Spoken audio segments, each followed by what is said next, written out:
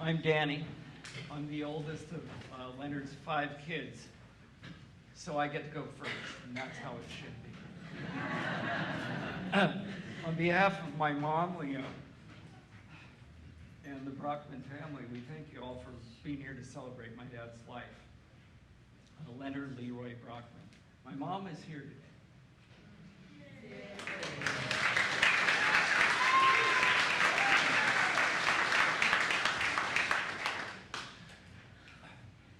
Mom, will you be checking my stories and all of our stories to make sure that we get it right? Yeah. Thank you for that. Today we will you will hear from several of the kids. Yes, we are still kids in our own minds at least.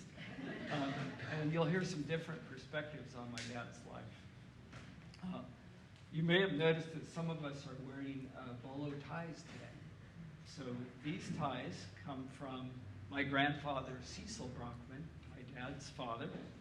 And he often wore these at special occasions, or not special occasions, but he wore them. So we wear them today in my dad's honor. 2 days ago, my dad received military honors at Miramar National Cemetery in San Diego. Some of you were there. These military honors were very moving and were received with the greatest gratitude and appreciation by our family. He even got the Top Gun jet flyover that he wanted. I'll review a little bit about what happened at Miramar. At Miramar, we focused on Dad's military service. Today, we will also hear other aspects of his life, but the military service part, a few highlights. He followed his father, Cecil Brockman, into service. Cecil was an Army captain in World War II, and my dad followed him into the Navy. Dad joined the Navy in December 7, 1950, and served during the Korean War. His boot camp training was at Liberty Station down in San Diego.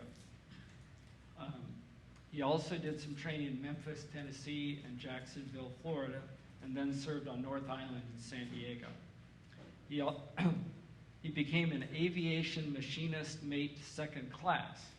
So if any of you have seen the Top Gun movies, he was not Maverick flying those jet planes around, but he was keeping those planes in the air, which was an important job.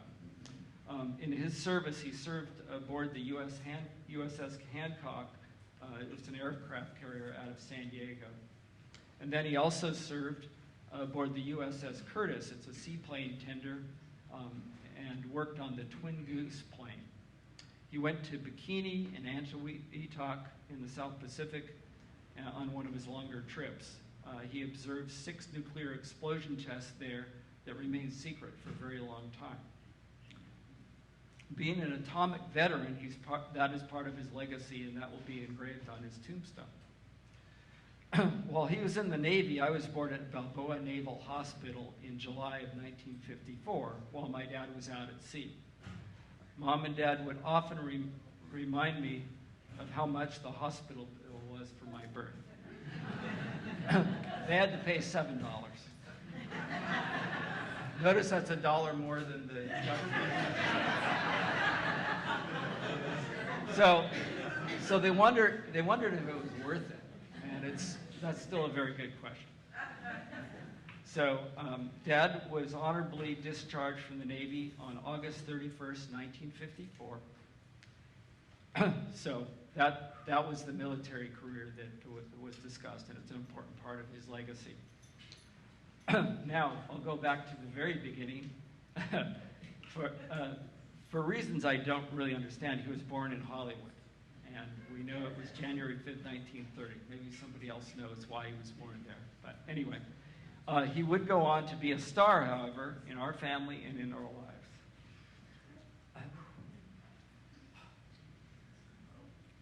Some of my favorite memories were doing road trips and camping trips. With a family of 7, we always traveled in a big fat station wagon. Usually a 1960s era Mercury with plastic wood on the sides. You might call it a family truckster. Sometimes we'd pile into the station wagon for a road trip with no particular destination in mind.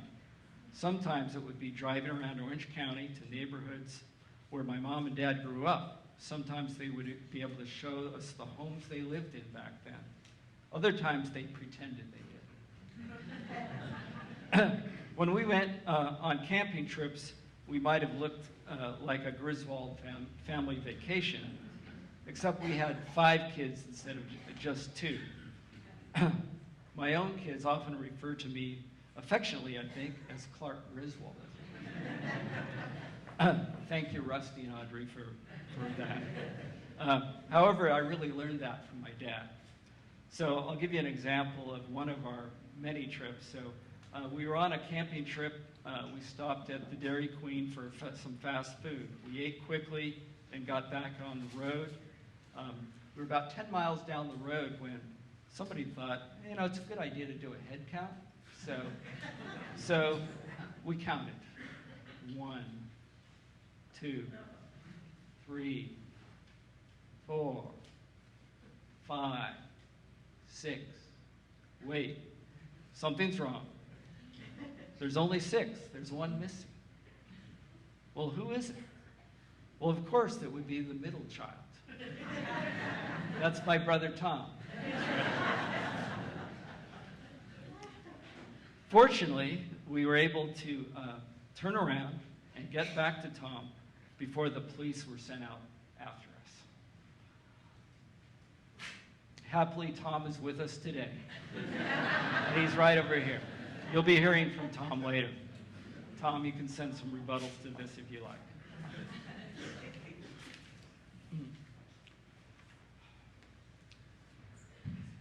So my dad was my mentor throughout my life. He was known for his kindness, his gentle spirit, and his love. He was always supportive, yet allowed us freedom to make our own decisions. He took a keen interest in whatever we were doing, whether that be school-related, sports, family, work, whatever. He was always keenly interested in following what we did. He was there during our successes and during the tough times. Today is one of those tough times. Some of the most important things my dad has taught and evident in his life was, 1, love of God, love of mom.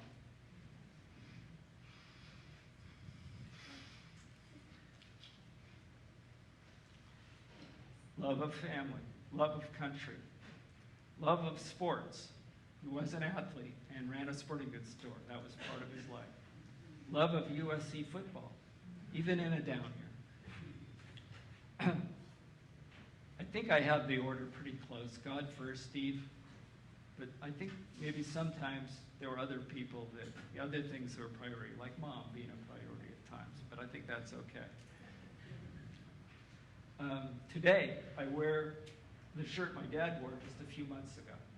Several of us are wearing my dad's shirts.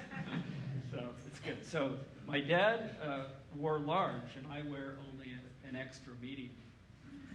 So obviously I have some growing to do, and I hope by the time I'm 92 years old, I'll grow into it like my dad. I want to thank all of you for being here, for your support. I love you, Dad. Love you, Mom. Thank you. Next up, Brother John. You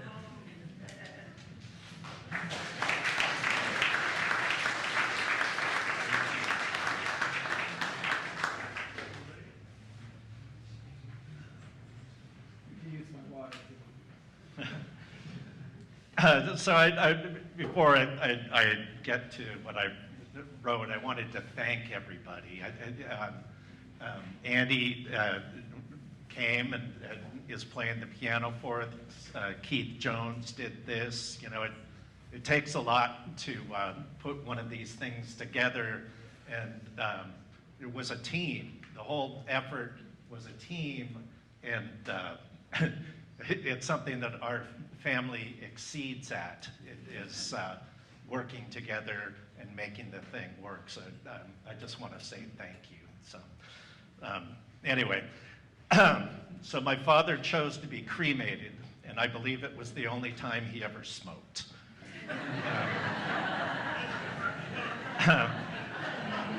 Andy Gillespie, who has played for hundreds of services like these for the Catholics up the street, advised me to speak about history. So if I go on too long, it's that guy's fault. Andy there. So one of the first memories of my dad was when we were driving the family station wagon somewhere in Santa Ana where we lived at the time. A drunk driver pulled a hit and run right in front of us. My dad was not going to let this guy get away. So in the family station wagon with my mom in the passenger seat, me and Danny in the back, he sped up beside the swerving driver and with a stern Leonard look and a pointing index finger, pulled the guy over and detained him until the police arrived. It was great entertainment for us in the back seat. So the Leonard look was a real, I mean, it was a powerful tool. And the recipient of this look knew they had trouble because Leonard, depending on the circumstance, might cloud up and rain all over you, be all over you like a bad smell, or skin you alive. Tom had to thank the Lord he was not skinned alive one evening, but that's his story to tell. My dad was rightfully proud of his ancestry of military service. His father was the logistician who provided supplies to both Patton and Omar Bradley's armies from North Africa into Europe during World War II, which ultimately defeated the Nazis. Downside for my dad was that his father was away during his formative years, which didn't really give him a roadmap on how to deal with his spirited offspring. We call ourselves the loin fruit of Leonard and Leon. My dad modeled his parenting style on his Navy experience because that is what he knew. We had short haircuts. If he could pinch your hair with his fingernails, it was too long, although I'm looking at this picture, I think we got cheated. Where's Asher? Is he? That's the haircut we had. Yeah, I would have been okay with that one. Anyway, it was not 1960s and hair was getting longer rather than shorter, but they didn't have long hair in the Navy, so neither did we. He performed haircuts on us with this spinning blade thing that they found in the back of the Reader's Digest magazine. They used to have little ads there, this cheap thing. And so you would take this thing and you would put it into a vacuum cleaner and it would suck your hair clean off. So this practice ended, this is all true, This practice ended when the device failed and the blade embedded into my scalp one evening in a bloody mess. As you can see, my hair has never recovered. Danny, Tom, and I challenged my mom and dad with various antics too many to mention. And the pummeling effect of racing us three boys created a smoother ride, although my sister disagrees, smoother ride for my sisters Jan and Beth as my dad evolved and became a gentler form of himself. The relationship between my dad and mom was so powerful it stood above the challenges that life and children would throw at them. We children knew we were secondary citizens in our home. They always had a united front. On the 10th of each month, Dad would come home, always in a bad mood after paying bills at Sports World. Mom would meet him at the top of the stairs with a soothing smile and a bourbon. He pretended to be embarrassed as my mom would sing her racy songs. To this day, she remembers every word of them. She would cajole him into dressing up for Halloween, such as the time she dressed him as a bee and herself as a flower for what they thought was a costume party. He put up a good front when they arrived, the only people at the party to arrive in costume. So my dad appreciated the female form, so watch out, I'm going off script. he appreciated the female form, and so that's why he had his tennis racket stringing machine at the front of his store, so he could see what was walking by. We discovered he had a collection of pictures of my mom that were cheesecake photos, let's say. My sister Beth is horrified right now. So my sister Beth found them. I've never seen them, but she found them and thought, well, no, these have to go. And so we decided the night that we were putting my dad's ashes in here, we would send those photos with him. So they're in there. So when he retired, he enjoyed helping as a volunteer in Mom's classroom at Top of the World School, supporting her in many ways. That career was cut short when he handed a first grader a book and said he better make sure to bring that back or I'll twist your head off like a grape.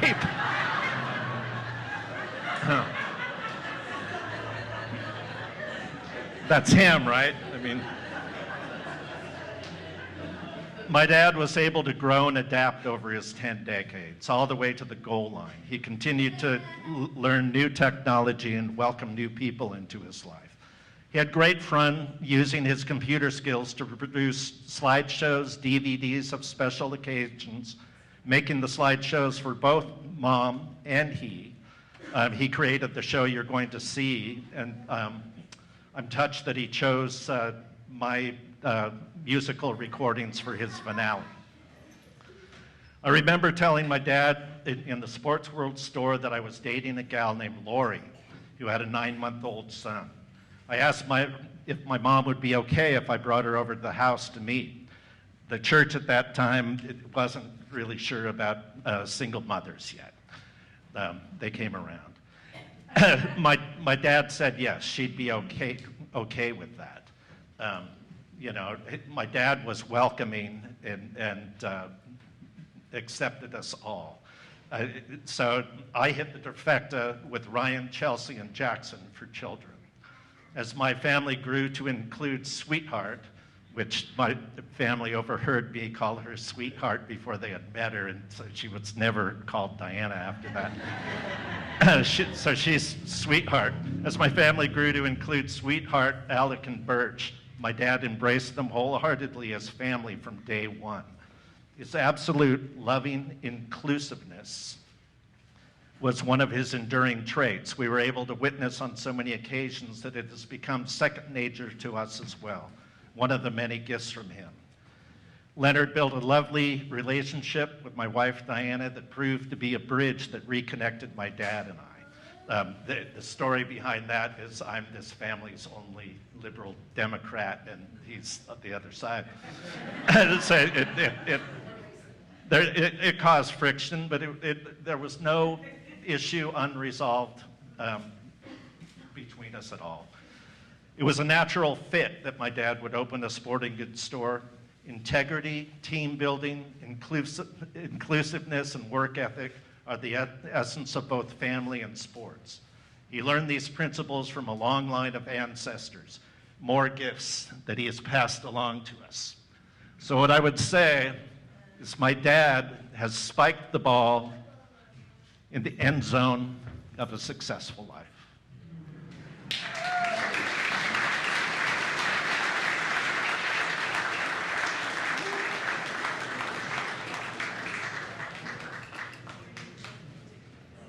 Brother Tom. Hey. I brought Luther Leonard here today. Enough the ball? I have a speech to do. Yeah. All right. Hang on to Luther. Okay.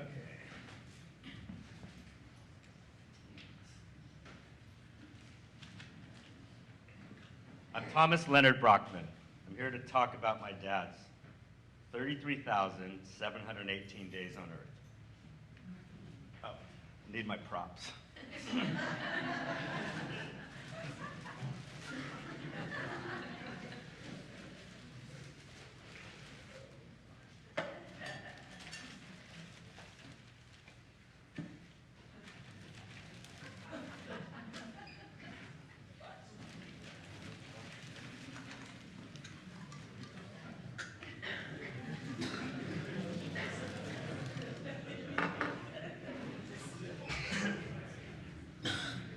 These are my props for my speech. They all have special meanings. Matches, cups, cell phone, and a smoke bomb. These will all make sense at the end of my speech. I have a 7-part speech. 1's the introduction, 2's the Brockman pets, 3 is Sports World, 4 is No Bad Days, number 5 is Grace, 6 is Taco Monday, and 7 is the end. I'm not here to make you cry, but you might, and I might too. But I guarantee you I'll make you laugh. This is the hardest speech I've ever done, and I want it to be the best speech I've ever done. I only get to do this once. I asked my dad one day, how did we end up in Laguna Beach? He said his work was actually leading him towards Bakersfield. Wow. My dad would talk about getting close to the finish line. In his 80s, he would say, I'm in the 4th quarter. In his 90s, he would say, I'm in overtime. Dad, you played a great game. The dog you see in my dad's obituary is named Luther Leonard. We picked him up on my dad's birthday. It was one of the best days of our lives. I do believe my dad has been reincarnated into my dog. I look to him when I need comfort and someone to talk to.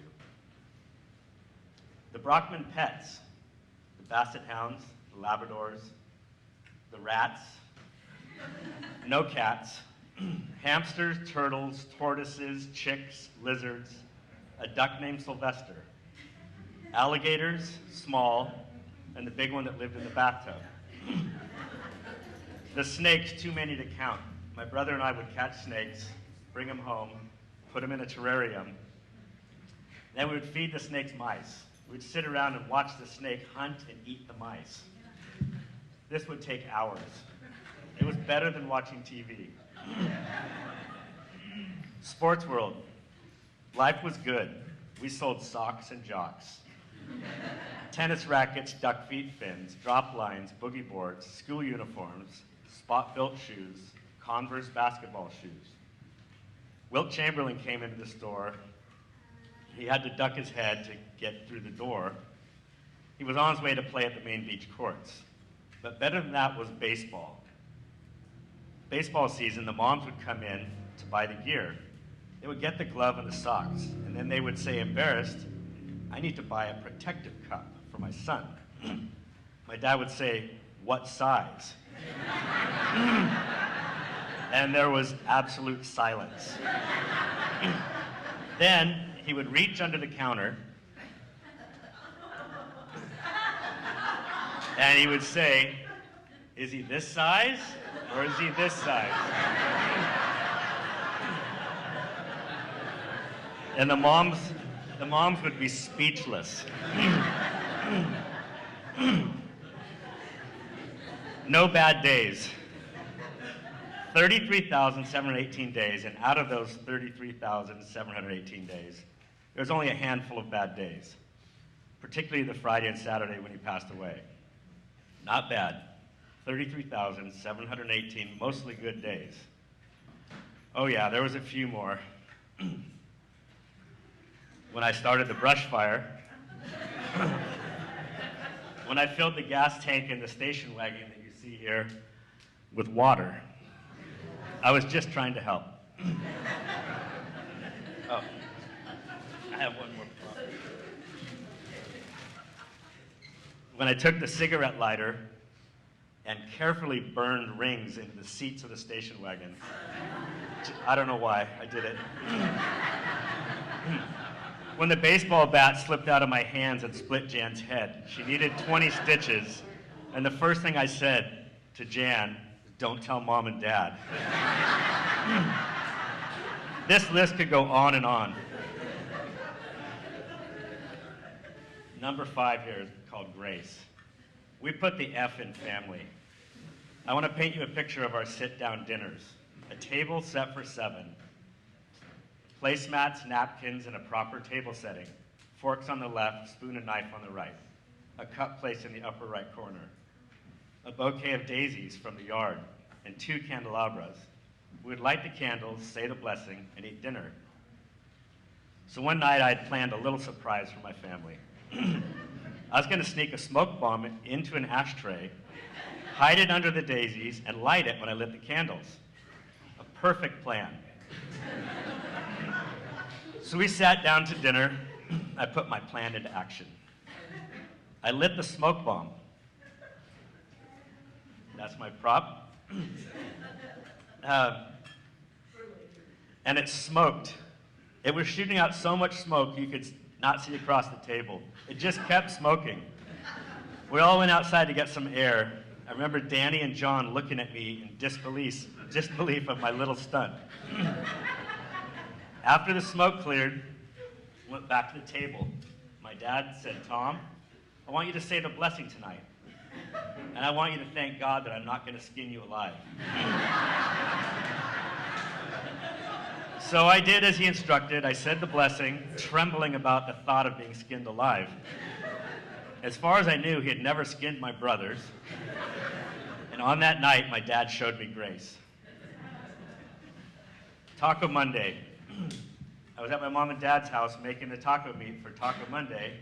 My dad put his hand on my shoulder and asked me, "Will you make my urn?" And I said, "This is kind of weird." And he said, "Yes, it is." And then I said to him, I go, "Alive or dead?" And he goes, "You can make it while I'm alive." So I didn't know what to make. And then it came to me, make the station wagon we all went camping in. And that's what I made. As I started cutting the first boards on a Saturday, these 3 songs played on my radio. It was on shuffle, and the first song played, "I'm Gonna Love You Forever and Ever." The second song played, Zac Brown, "Free as I'll Ever Be." And then the third song came on, Jim Croce, "I've Got a Name." And the tears flowed. I think Dad was sending me a message. I held on to this station wagon as long as I could, on Thursday before we put it down into the ground. Part 7, the end. Every good story has an end. My dad's time on earth has ended. We'll miss the #1 USC fan. We'll meet again someday. I brought this cell phone to the hospital on Saturday night, watching life slip away. But in true Brockman fashion, we made it fun. I would say, "I think I'm getting a phone call." I would open up the cell phone, and we would have a sip of tequila. We took our final sip at 11:05 that night. Well, wait a minute. I can hear some phones ringing in the crowd. Do you hear some phones?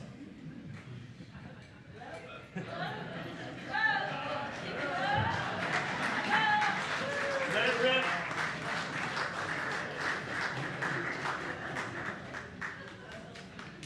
All right. Take my props.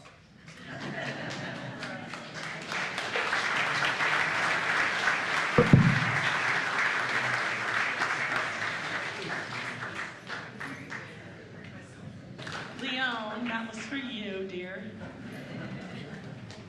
We love you. It's all right. I think I felt a little Jack Whitaker and Auntie Anne channeling those two. Thank you. Sweet Pea, come on up.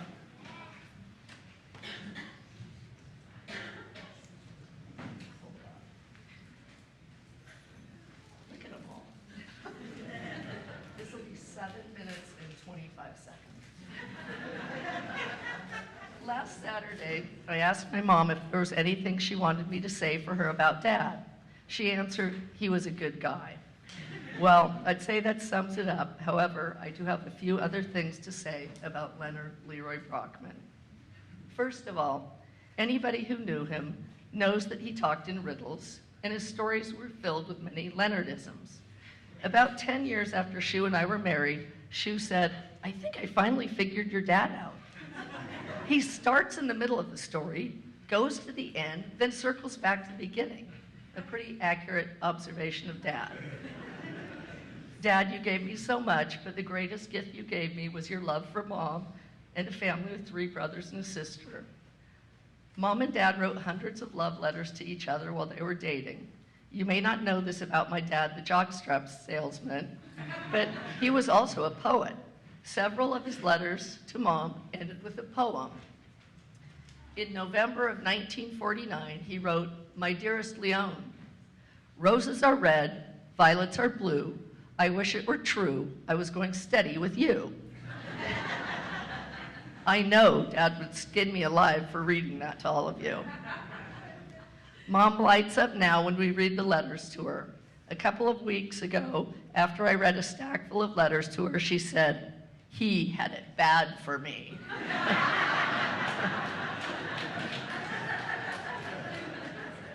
As my brothers mentioned, the dinner table was quite a stage. We gathered nightly to rehash the day's events, the good, the bad, and the ugly. The table was always set properly, and the prayer was always said before anyone lifted a fork. Beyond that, nothing was that proper. One night, Tom said, "Please pass the butter." Mom picked up a glob of soft butter and threw it to him. He was caught by surprise and it stuck to his nose.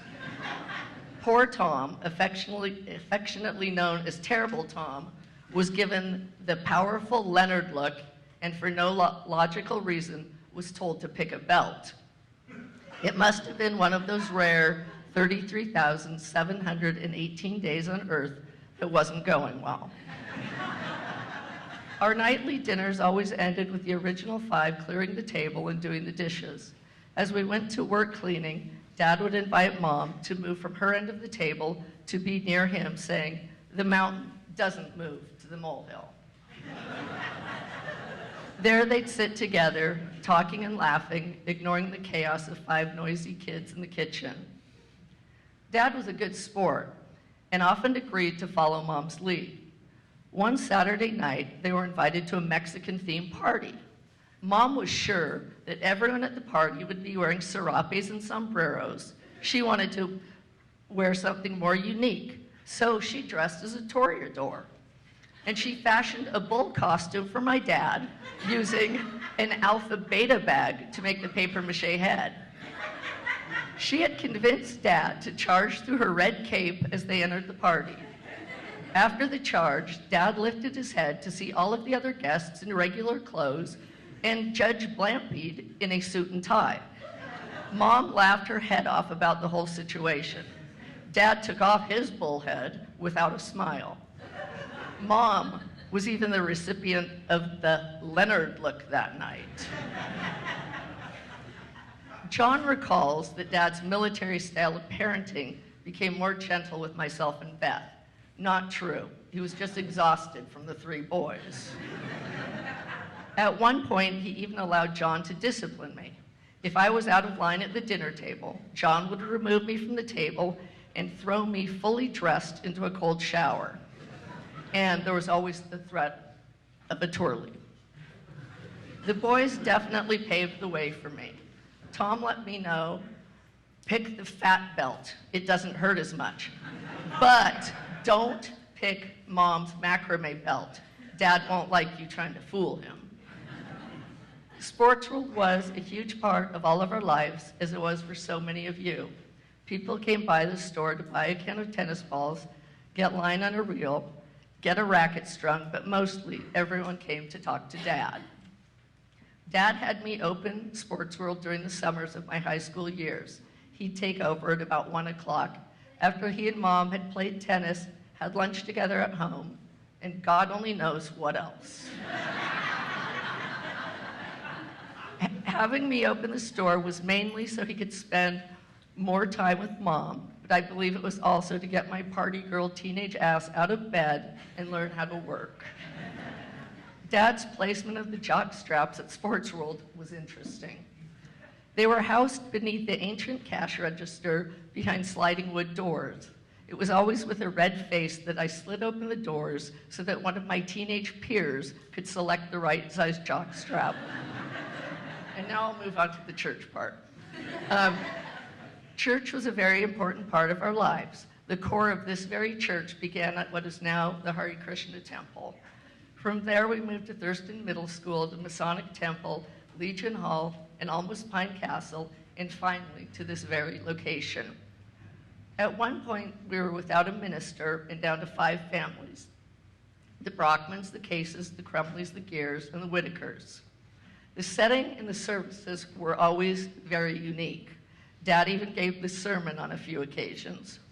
One Christmas service, 4 of the men, who were completely tone deaf, Dad, Storm Case, Dale Gear, and Lee Kirkpatrick, formed a group called the Joyful Noise Quartet and performed a horrendous, hilarious version of a Christmas hymn.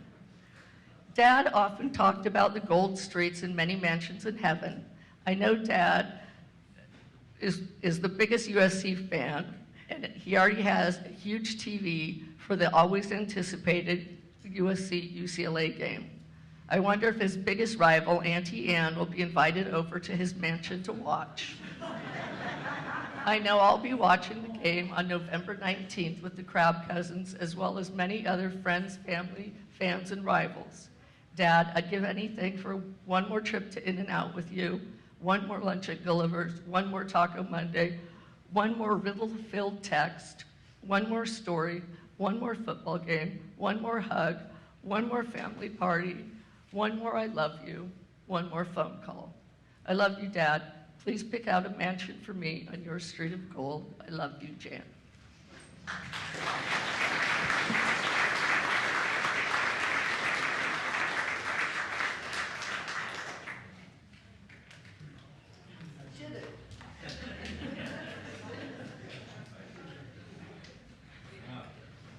All right, Beth, you're up. Hurry up, the tacos are cooking.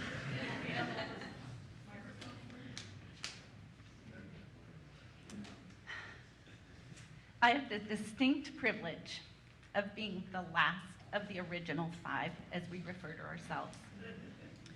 We are a tight group thanks to Mom and Dad. We were taught to stick together and that family meant everything, though we are each unique and as different as night and day. There isn't a thing we wouldn't do for each other. My dad was my greatest hero, the best man I've ever known. A man who taught me to work hard and love well. Dad was always interested in what we had going on in our lives. He would say, "Have a seat and tell me what's going on with you and your family." He truly was interested and wanted to know all the details. I really don't have a problem communicating, so I pretty much was an open book, and I would tell him the whole story. He was also very intuitive. He would ask point-blank questions, like when he asked me a few months after my daughter Sherry and Adam got married, "So, is Sherry pregnant yet?" He caught me off guard, and I'm about as honest as they get. So without hesitation, I said, "I'm not allowed to say." He liked that answer and was happy to know we were going to be grandparents and that another great was on the way. He would also ask, often, "Are you having coffee on the deck this morning? Or are you having an adult beverage on the deck this evening?" He knew that when the weather was nice in the mountains, that's where he would find us. "Dad, we will always think of you while we are on that deck, having something to drink and enjoying the view." Mom and Dad had a relationship like none other. They were each other's #1 priority, and we all knew it. When Dad would arrive home from Sports World, we knew it was their time to sit and have a drink and talk about the day. This was an uninterrupted time until it was time to get the table set and ready for that family dinner. As you've heard, my dad had a look, and you did not want to be the recipient of that look if you could help it. One way you were sure to get that look is if you didn't treat his wife correctly. In fact, there were times Dad would not go to morning prayer meetings because he could not have, as he said, his bride starting her day 6 feet under from the 5 of us in our antics. We learned from the beginning that we were a team and everyone in the family had their part to do. Thanks for instilling that in us, Mom and Dad. Dad was also tech savvy and would always like learning new things. He was nearly 90 when he got his smartphone. Dad was so excited for his decoder ring that was on order that he would say, "I'm going to stand by the mailbox until it arrives." He embraced learning all about the new phone and what it could do. Dad and I would text often. He would respond with emojis. If the Dodgers had a run, he would send me a baseball. When things got tense with the USC football game, I get praying hands or that sweating it out emoji. Always, there were lots of I love yous exchanged. Dad and I shared Cal State Long Beach as our college alma mater. We also had a love for the Navy. My school, my elementary school, is a no excuses university where each classroom adopts a college to teach their students about. My first grade classroom represents Annapolis Naval Academy. How fitting was it that the day before my dad passed away, my class performed Anchors Away in front of the entire school and their families. Dad was very insistent on wanting me to go to Miramar National Cemetery. He had been with Jan, but I hadn't made it with him yet. I told him it was so hard for me to miss school and to get a substitute, but we would go soon. Then, at the end of March, when I was on spring break, I asked him if I could take him to Miramar and that birthday lunch that I owed him from January. He was up for it. He was always up for an adventure. In fact, 4 of the 5 of us were able to do it. It was kind of like one of those family road trips of the past. I picked up Dad, grabbed Jan, Tom hopped in Capo Beach, and Danny was able to meet us there. Dad got to ask all the questions. He wanted to know what could or couldn't be on his headstone, about his military honors. Would there be room for him if he stuck around for a little longer? The horse-drawn carriage, etc.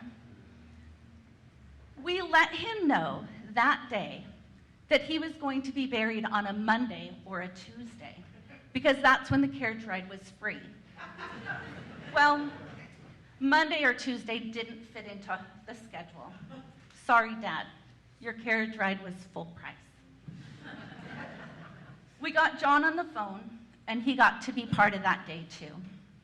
The afternoon continued with lunch in Old Town and a drive home where I was literally driving on fumes. My siblings taught me that day about drafting. That's where you get behind a semi and draft and try to conserve gas. All the while, Dad was sitting in the front seat chuckling. Thankfully, we made it to the gas station by Tom's shop, on empty, I might add, just like old times.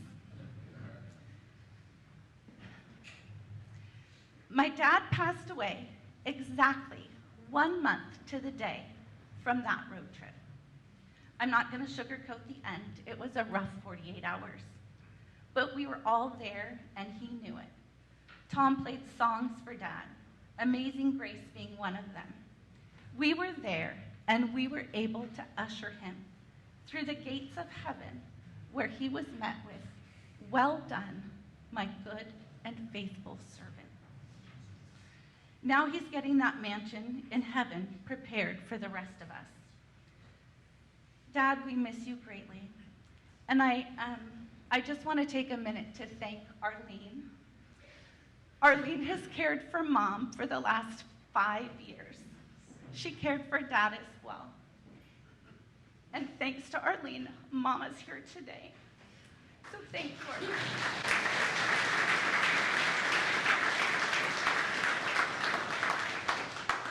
You're going to hear from Chelsea on the behalf of the 19 grandchildren and 14.55 grades.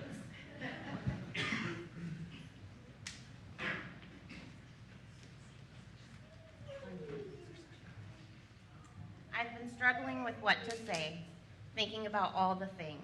Do I tell a memory, a story, a little glimpse into the life of what it means to be a grandchild of a Leonard? And when I say a Leonard, I also mean Leon, because I've never known one without the other, and I don't think anyone in this room has either. So do I talk about him, the memories of him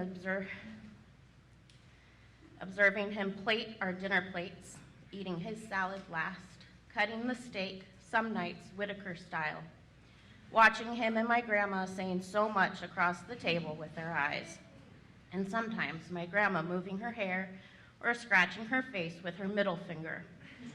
Small, silent moments between them, but always communicating and getting a kick out of it all. Gleeful is how I would explain it. All the moments, big or small, you could just smile seeing them interact. On one hand, did I really just see my sweet grandma flip my grandpa off? It was witnessing something so special. I really felt that every day they couldn't believe how they were this blessed. They had a table full of family. They had grandchildren that only wanted to be around them. They had children who wanted what they had. It was like they were forever grateful that somehow this was their life, and sometimes had no idea how it could be this great. As a grandchild, I've got to witness something different than what it is to be a child of a Leonard. I did not lose my hair like my father claims in a vacuum incident. I never had to pick a belt, and I never had a fight with him. Instead, I got the privilege of seeing a parent who loved his children, who saw his children when sometimes they couldn't. I'm lucky to have had this relationship with him. He would talk to me about them. Danny, he would say, he is smarter than me. He sees things in a way I can't.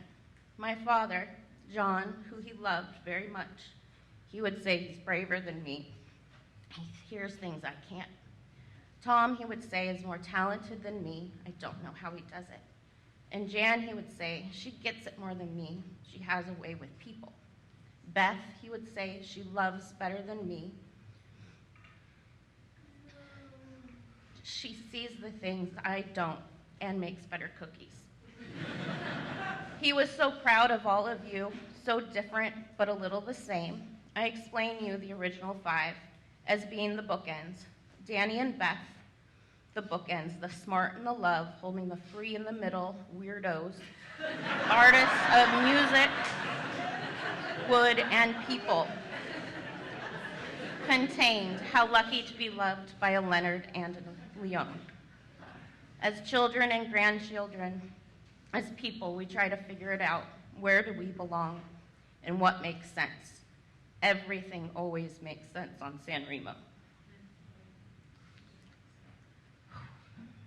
I think to many, it has always been a safe place, a chaotic, wonderful sense of belonging in its own house of weird.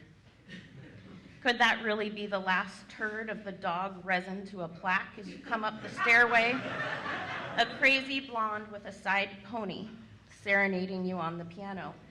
The hats dangling from the ceiling, begging you to ask why, and at the same time hoping you'd be able to wear one.